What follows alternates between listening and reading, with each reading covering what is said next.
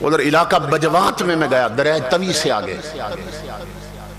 سیالکوٹ کا علاقہ، سیالکوٹ سے جائیں نا انڈیا کے بارڈر کی طرف، تو وہاں خطاب کے لیے میں گیا. انہوں نے بتایا کہ یہ جتنے دیہات ہیں سب قادیانیت کی زد میں آ رہے ہیں، کیونکہ وہ رشتے بھی دیتے ہیں، پیسہ بھی دیتے ہیں، باہر ملک کے ویزے بھی لگوا دیتے ہیں،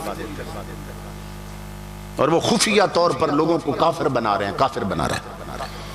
تو یہ مسلمانوں کا فریضہ، یہ ہمارے ایمان کی شاہ رگ ہے عقیدہ ختم نبوت. اگر یہ نہ رہا تو پھر نہ اسلام رہا نہ ایمان رہا. تو اس لیے میرے آقا کے غلاموں، جہاں بھی جلسہ ہو تو وہاں عقیدہ ختم نبوت ساتھ اشتہار پہ ضرور لکھا کریں. ہر جلسے میں اب اس عقیدے کو بیان ہونا چاہیے، اور ان کافروں کی خباثتیں بیان ہونی چاہیے کہ انہوں نے کس طرح قرآن پاک کی آیتوں میں رد و بدل کیا، اور کس طرح حضور کی توہین کی، عیسیٰ علیہ السلام کی توہین کی، حضرت سیدہ فاطمہ کی توہین کی، امام حسین کی توہین کی، اور خود ان اور بدبختوں نے رب کائنات کی بھی توہین کی. تو میں ممنون ہوں حضرت علامہ قاری محمد عمران صاحب کا کہ جنہوں نے مجھے حکم دیا آج کی اس پاکیزہ مجلس میں ہم سب حاضر ہوئے اور مل بیٹھ کر ہم نے اللہ اور اس کے محبوب کا ذکر پاک سن اور سنا لیا. آخری بات عرض کر رہا تھا، یہ جب تحریک ختم نبوت چل رہی تھی، اس وقت ایک گھرانہ تھا، بیوی بہت نیک تھی، 5 وقت کی نمازی، تہجد گزار، اچھی ماں کا خون ہوگی. تو اس نے دیکھا کہ میرا خامد قادیانیوں کے ساتھ، مرزائیوں کے ساتھ اٹھتا بیٹھتا ہے، اٹھنے بیٹھنے لگ گیا اور مائل ہو رہا ہے ان کی طرف.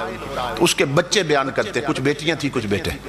وہ کہتے ہیں کہ ہماری ماں مصلی پہ بیٹھ کر رویا کرتی تھی، ہم دیکھتے تھے بچپن میں، اور دعا کرتی تھی مولا میرے گھر میں آگ لگنے والی ہے کفر کی، اگر خامد مرزائی ہو گیا، کافر ہو گیا تو بچے بھی کافر بنا دے گا، اور میرا گھر لٹ رہا ہے میرے مولا کرم.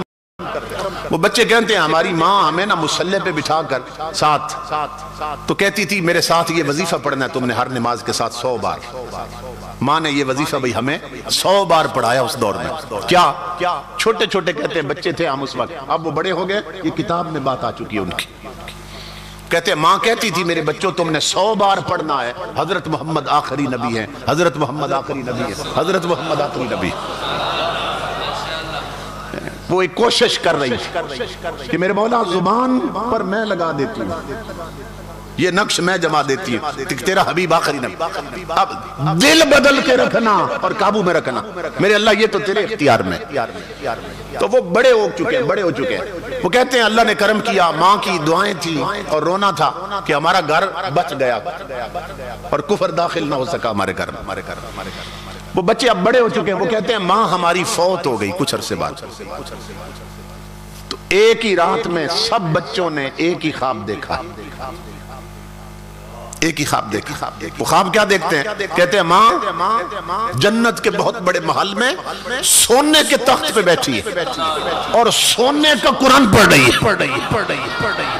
تخت بھی سونے کا ہے، آگے قرآن بھی سونے کا کھلا، اور جنت کے محل میں بیٹھی ہے. بچے کہتے ہیں ہم آگے بڑے خواب میں، ماں نے سینے سے لگایا. تو ہم نے پوچھا ماں یہ اتنا بڑا تخت سونے کا اور سونے کا قرآن، ماں یہ تجھے کیسے مل گیا؟ تو ماں نے جواب دیا بچپن میں وہ جو تمہیں مصلی پر نام نبی کی تسبیح پڑھائی تھی رب نے اسی کا اجر عطا کیا. تو امام الانبیاء کے غلاموں اس وقت پھر حضور صلی اللہ علیہ وسلم کے عقیدہ ختم نبوت پہ، اس ختم نبوت پہ بدبختوں نے ہاتھ ڈالا. اب اگلے الیکشن میں اگر یہ پھر آ جاتے ہیں، آپ جانتے ہیں کہ یہ جب ووٹ لینے ہو نا تو یہ پاؤں بھی پڑ جاتے ہیں اور یہ خادم بن جاتے ہیں، خادم نوکر بن جاتے ہیں. اور جب بدبخت ووٹ لے کر اسمبلیوں میں بیٹھ جاتے ہیں پھر 5 سال کے لیے ہماری گردن پہ سوار ہو جاتے ہیں، پھر جو مرضی یہ کرتے ہیں. تو اب انہیں اقتدار میں لانا ایسے ہیں کہ جیسے تم نے اسلام ہٹا کر کفر کو تخت پہ بٹھا دیا. اس لیے امام الانبیاء کے غلاموں اب اپنے نبی سے وفا کرنا، ورنہ نسلیں تمہاری کفر کی دلدل میں یہ پھنسا دیں گے. یہ بدبخت خود بگڑے ہیں نسلوں کو بگاڑ دیں گے، یہ خود بے دین ہیں یہ نسلوں کو بھی بے دین بنا دیں گے۔ اس لیے اپنی قبر اور قیامت کو یاد رکھنا، اور پھر ایسے بدبختوں کا ساتھ نہ دینا کہ جنہوں نے تمہارے نبی کے ختم نبوت پہ ہاتھ ڈالا۔ اللہ رب العزت ان تمام دوستوں کو جنہوں نے پروگرام کا اہتمام کیا، دو جہان کی برکتیں اور رحمتیں عطا فرمائے، اور ہم سب کے دین، ایمان اور عقیدے کی حفاظت فرمائے۔ وما علینا الا البلاغ۔